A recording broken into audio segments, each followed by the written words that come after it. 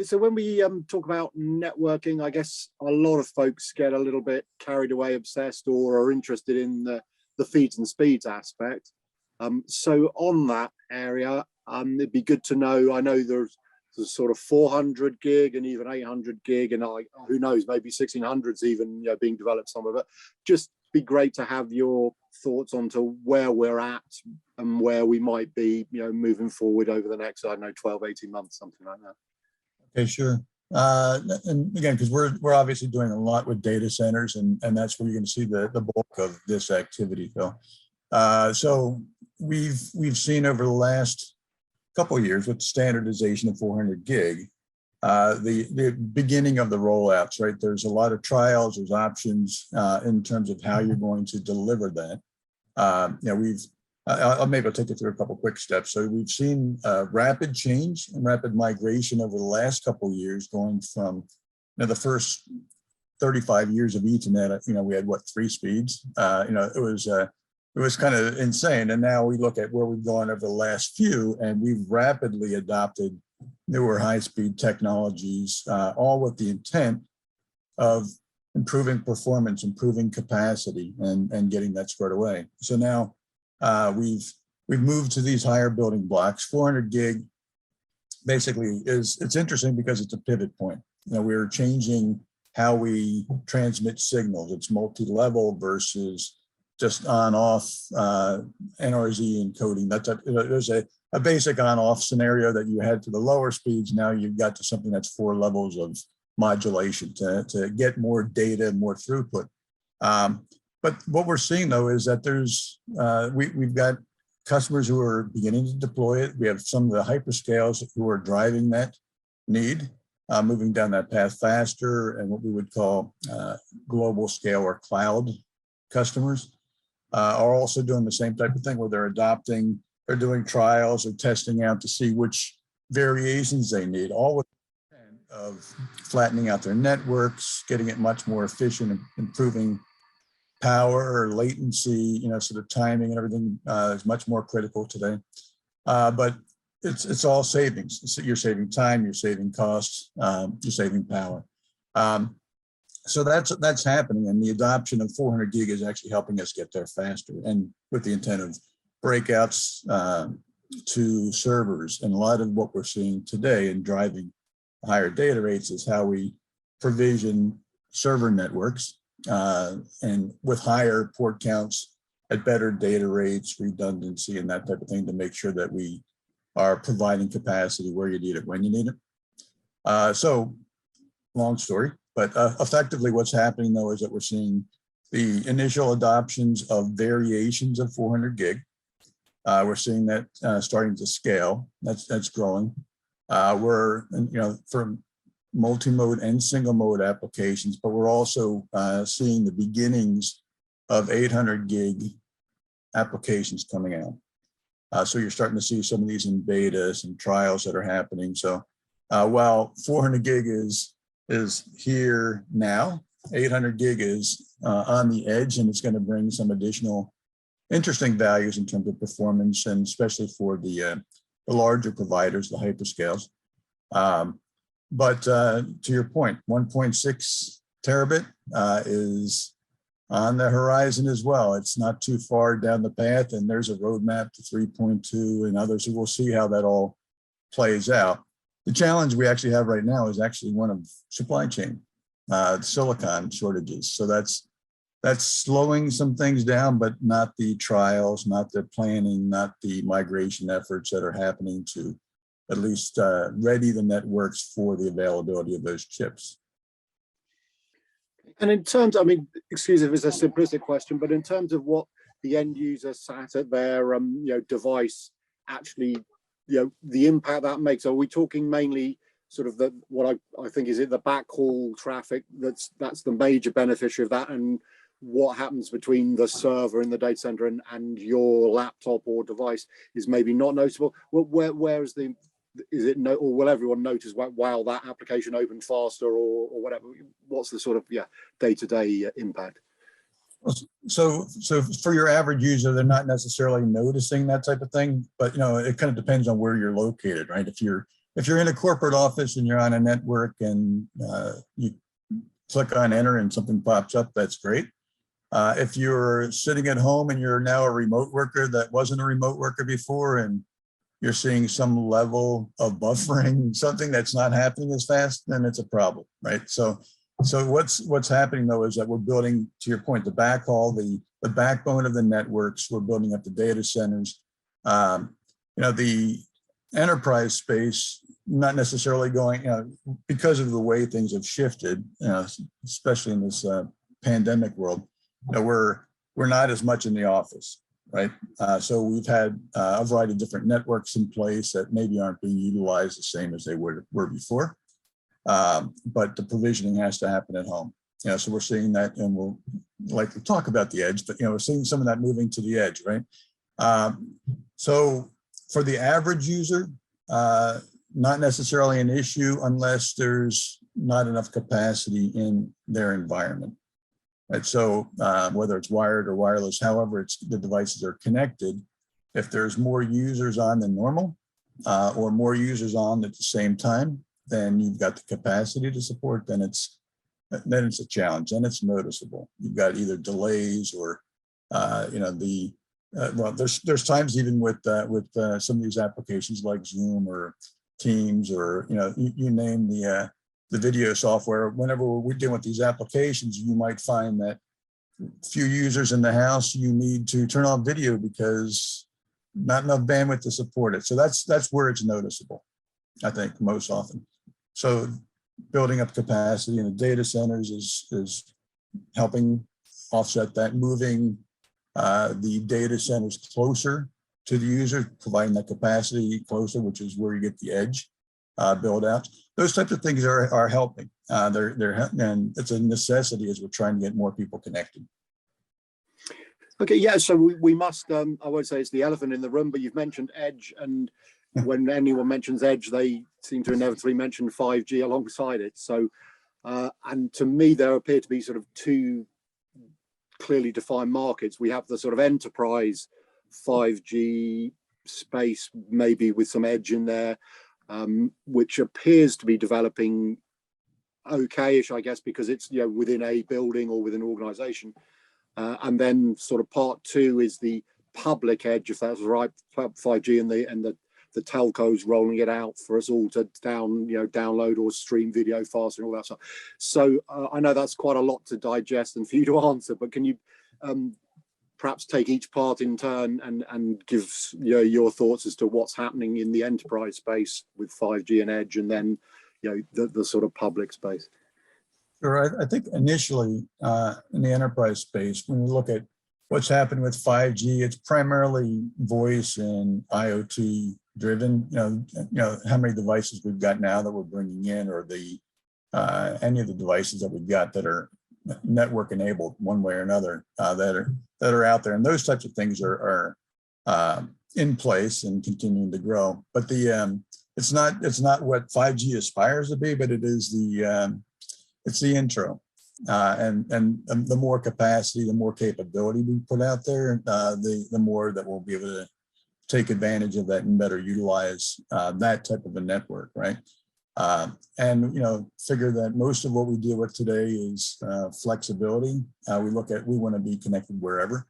So even in a campus environment, you might be inside of a building, you might be outside of a building, but you're expecting the same experience regardless. And that's so from the enterprise perspective, or there is still the trade-off between who owns it, the carrier versus the enterprise, who has to fund it and build it, support it, that type of thing. But I think that it will continue to evolve, and we'll talk probably more about that. But the reality is today, most of what we're doing with 5G is localized. It's got to be because of the antenna and density that you need to support that, and the investment in that. But the key here, we're focusing on and should be focusing on what that end user experience is. Because again, at the end of the day, if you're not getting access or you're not getting what you want when you want it, it's not a good experience. You're not going to be happy, and you'll be looking for alternatives. So whoever's providing the best service, quality of service, is going to be stand out there, whether it's at the enterprise level or it's a carrier that's supporting that region. And in terms, I've talked to some people that seem to think, whether they're optimistically or not, that the next year, 2022, is the year of 5G in the edge when it's going to explode. I don't know if you have any views on that. And also, one of my favorite questions, which I ask every now and then, and maybe the answer is the same or not, but wireless networks by their sort of very nature are very flexible. And I fully understand that, you know, wired networks offer certain capabilities that maybe wireless can't. But to what extent, bearing in mind everyone's, you know, rightly obsessed with flexibility, scalability and stuff, how far into the enterprise do you think wireless networks, you know, might go at some stage, rather than, you know, having fixed wires that need to be connected and, you know, pull up the floor? Maybe you don't have to pull up the floor, you know, but that kind of hassle where wireless networks are relatively easy to provision. It's kind of an interesting thing, because I've been involved with the industry for a little bit of time, and you know, so it was you know, back when we were first trying to kick off a lot of wireless, and people were trying to figure out what's the next step. You know, as we moved from, you know, building out capacity and trying to figure out what you were connecting, how you were connecting it, and that type of thing. You know, we used to laugh and say the next phase, you know, the next generation of wireless is fiberless, right? Because it was, you know, hey, you know, you need capacity, how are we going to get there? Today, wireless is everywhere. You know, and the thing to bear in mind, I think, is that even when we say wireless, we're wired. Because in order to provide wireless, you need wired connected devices with antennas and access points, whatever it might be, to be in place. I think that realistically throughout enterprise space, it's there and will continue to grow. The only limitations I see in it are more tied to providing capacity inside of you know, you have structural issues that you've got to plan around, obviously, which kind of is one of the considerations. But we're seeing the shift with even, again, today's work environment, where you want to be able to sit down and plug in or be in anywhere without having to plug in. You know, you walk in, then there's an expectation of trust. You walk into your coffee place, sit down, you open up your laptop and connect. You know, there's a VPN, there's all kinds of things that you're going to connect to provide a level of security for yourself. But at the same time, you are basically expecting that experience to happen very quickly and easily, right? And so there's a trust factor there. But no matter where we are, whether it's if you're a college kid, you're on campus, you expect to be able to connect whether you're in a building, in a classroom, in a lab, or outside sitting in a quad, whatever it might be. I think we're going to continue to see wireless grow, and the necessity for wireless is huge. You know, I look at something that really is stuck in my brain over the last year and a half, was looking at environments like healthcare, like education, where, you know, education schools, you expect that indoor-outdoor experience no matter what. Healthcare, all of a sudden we have this incredible amount of focus on getting people in, getting patient information, having these triage, temporary things. You can't cable a building that fast. You can't get that together. So you need to be able to provide capacity. And I think that to me highlighted a lot of what we need to be doing from a wireless perspective, from a communications perspective, is availability without having to stop everything and rip apart ceilings, floors, walls, whatever it might be to put in cable. We need to have capacity in place. And what, you know, and wireless is a very clean way to do that, obviously, but we've got to get the boxes in the right locations, provide the right amount of capacity to deliver whatever applications are necessary to use at that point in time. Again, whether it's in building or outside. So I think that's going to continue to grow. And certainly it's incredibly more important and more expected today. And in terms, I mean, traditionally, I suppose the reliability just of the wireless signal, I suppose, and also security. I mean, often when you know, as you say, you're in a cafe or whatever, you log on and you get this little warning that, you know, it's an unsecure access point, etc. I mean, is that still a bit of an obstacle, and is it more of a mental obstacle for people thinking, oh, you know, it's a wireless connection, this is insecure? when the reality doesn't need to be that. Or just thoughts about, you know, whether that is an area that still needs to be addressed, or the technology is there. It's just a question of people implementing the right, you know, solutions around it. I do think it's implementing the right solutions around that. Technology's there, and certainly we're always going to see improvements in technology. We're also going to see people taking advantage of gaps and holes, but then it forces on another improvement. So you're constantly seeing that happen, and it's like, when do you want to jump in and with both feet and actually be able to provision networking for your customers, whether it's inside of a building, your own building, or it's a retail establishment like we mentioned on the coffee side. That's, you know, the way that we're basically moving here is that we have to have a level of trust. We have to have low access to it. You know, and whatever network we go through, we've got at least, you know, I go shopping. You know, when I'm in an environment, you look and you go, can I connect, and who do I want to connect to? There's usually options. You know, how many times have you just looked, and, you know, the most disappointing thing is if you check Wi-Fi and there's nothing. You know, then you are on a carrier network, whether you like it or not, to make that connection, right? But I think that we're in a space where there's a corporate responsibility to provision for their customers, and again, they could be their own employees as the customers from the way we service and support. But I think that we're going to, you know, Wi-Fi wireless is going to continue to be king. It's going to continue to grow, and again, we're not willing anymore, I don't think, to be as wired, as connected, physically connected, plugged in. We expect to be able to sit. You know, there's times when I've taken conference calls in the car. There's times when I'm purposely not driving because I have to do a video conference and timing isn't right, but I've got to do that as well. So you need network quality, you need visibility, and certainly need that connection wherever you are. So whether it's, again, in an enterprise space and a fixed environment, or if it's a mobile environment, you need Wi-Fi or you need wireless connections to support that. So I think our trust factor has got to be there. So I think that, you know, the organizations that provide access to the public need to be well aligned with that as well, making sure that they're provisioning that. I think that realistically, on the whole, that's the case. There's a lot of work that goes into keeping you up to date with the latest security software, the latest application to protect that data. And especially right now with the holidays and shopping, there's lots of concerns over what happens when you're on the net, right? So I think that's all part of the mix. When we are connected, we need some level of security. And you mentioned a while back, you referenced the pandemic.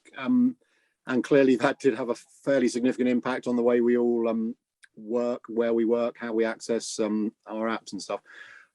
What did you know? I mean, has it put, because clearly at the start, at least anyway, we all relied on our own, you know, probably our own home technology, which, you know, to the security angle, perhaps wasn't as, you know, enterprise fit as it might be.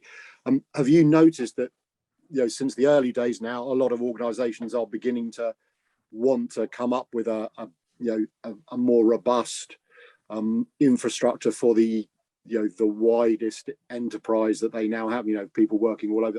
Clearly mobile working happened before, but what I'm saying is that, you know, it's on a different scale and you know, different requirements. So just some thoughts as to what you've sort of seen evolve during the pandemic. So one of the interesting things has been that data centers have continued to grow and be built and expand. So that the pandemic, if anything, helped kick that up a notch, just because there's a need to provision outside your basic corporate walls, right? So whether it's at a multi-tenant data center, or we still see the build out of what I'd call data center farms, you know, where they're popping up in various areas for a variety of reasons to provide connectivity for a lot of the services, search engines, you name it, whatever that's going to be. That has built out and continues to go or grow. I think organizations have had to do a little bit of a pivot in terms of looking at what they provide directly or what they use from a cloud service. So we've seen that shift just to make sure that we're able to, they're better able to communicate with all their employees, regardless of where they're located. You have an app through a service provider that gets you there. Even just doing that type of thing, while it's great and it helps enterprise companies support their employees and their work environments, it also requires build out. So, you know, you're seeing a lot of capacity being localized, build up, continue to go down that path. I don't see that slowing down in the near future, you know, because everybody that we deal with is physically continuing to build out that capability. And there is a shift more towards a mix of with hybrid cloud, some internal, some external, some service organizations to provide activity. Again, we're on Zoom, right? So we're using an app that's providing this capability. It's not a Commscope app. It's you know, so it's something where we're connected because it makes the most sense. It provides us access. These types of things are going to continue to evolve, but we still need to look at how, you know, organizations have to adopt some level of hybrid or cloud applications into their business model to support our environments. I think that there was a couple of stumbles over the last year and a half that you may have experienced as we're trying to, suddenly everybody's on an app that nobody was on before, or very few were on, and now we're learning it. But that also forced some of these provisions to be increased dramatically, where you had to provide capacity, not just from one core location, but replicated globally. And that continues to go out there, you know, the applications to support and then the infrastructure to support those continues to grow. So we're seeing quite a bit of growth in that space. And I guess if the pandemic wasn't bad enough in terms of making we're requiring some fairly significant change in the way we all work and putting pressure on IT infrastructure, the other major topic is sustainability. With the COP26 summit was a couple of weeks ago now, I guess. And I'm just interested to learn what Commscope yourselves, you know, sort of your sustainability journey, if you like, if you can share that.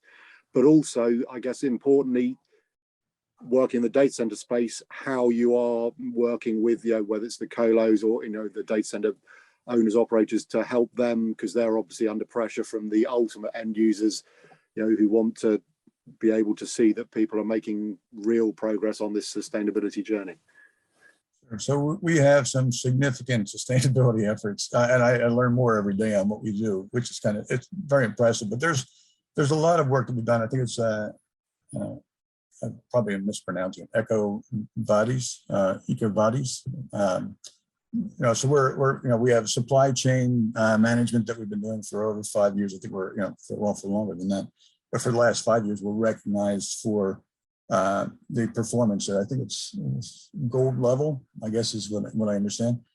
So there's a lot of work that's happened on supply chain. You know, things that we're doing for ourselves to support it. We have production facilities around the globe, which, again, in order for us to operate, we need to be above board, transparent, and make sure that we have the right environment, the right sustainability, the right overall objectives on that. And that hasn't changed. It's been the case, but it continues to be more of a focus. You know, so the thing that I think is interesting is when we look at even data centers, the customers that we deal with they're in an environment that is sensitive to dust, sensitive to a variety of different things. And aside from security, aside from air management, there's power issues, there's all kinds of environmentals that come into play when you're in that space, regardless of where they're located. We've done a lot and continue to do this, where we focus on packaging changes. How do we make the packaging much smaller, much flatter, still be able to support material, but also make sure that we're not creating a problem with the footprint that we create, right? So we're looking to see, the sustainable materials that go into everything that we build. We're looking at the packaging of everything that we ship, make sure that it protects it, but also leaves a small footprint. So there's a lot that goes into all of our thought processes around that. And there's measurements to every facility that we've got around the globe to make sure that they're tracking and that they're doing their best, or they're improving processes to create a more sustainable environment. So I'd say that from that perspective, I get more impressed every time I see the things that we're doing. So, and that's not my primary role, but at the same time, it's when you look at the impact, we know what we're trying to do for our customers, and their expectations help drive what we're trying to do. And we put that back on our suppliers, we put that on ourselves, and measure ourselves to make sure that we're tracking as good as we can and finding new ways to improve processes and the footprint that we're creating. Okay, and maybe just as we sort of finish, it would be good to know, clearly there'll be things you probably can't share with me for whatever sort of security reasons, but you don't want to let the cat out of the bag early. But in terms of what we can expect from Commscope over the next, during 2022, in terms of, I don't know whether you've got any plans technology wise, because I know you keep yourselves ahead of the curve very much, but also in just developing the company's sort of presence, structure, any sort of plans you can share with us, be good. I would say that and you're right. There's some interesting things that are coming into the market over the next year, and you'll see those coming up. Obviously, I would love to bleed out information, but I don't think this is a private environment that we're talking. So, but realistically though, if you look at what's happening, we're seeing tremendous growth, huge growth in data centers. So, and everything is being based on the efficiency of that space. How do you make them more efficient? How do you make them more energy efficient? How do you basically provide that better quality experience for the end user? So there's a lot of focus on trying to be subtle about this, on how we make that the most efficient platforms in data center space. How do we make it align with technology better, align with the direction of technology, and that we provide obviously the most efficient ways that can potentially save space, save power, save all kinds of things financially as well. But changing the model so they're much more effective going forward. The intent is always to create some savings, but also as we talk, the bigger goal or bigger objective is always, how do we improve latency? How do we improve response time? And that's the effort, I think, of what we're dealing with. Also what the industry as a whole is dealing with, because of what's, where we're at today in the marketplace and in the world with expectations. Everybody expects immediate response. So there's a variety of different platforms, different indoor, outdoor, you name it. Some of the things we've discussed today, things that will improve, and you'll see some things coming out. Can't open up the kimono on this, but realistically, just understand that there's a lot going down this path, and because of our global footprint, there's a lot that we see. We're looking at not just what we do in North America, where I'm based, in Europe, but also in Asia Pac, where we see a lot of growth as well. So that you'll see some things that are happening that actually play out and make a lot of sense when we talk about technology and speeds all over again. But critical to everything that we're talking about right now is building capacity and delivering that, because that enables access. So that's probably as good as I can go on that one.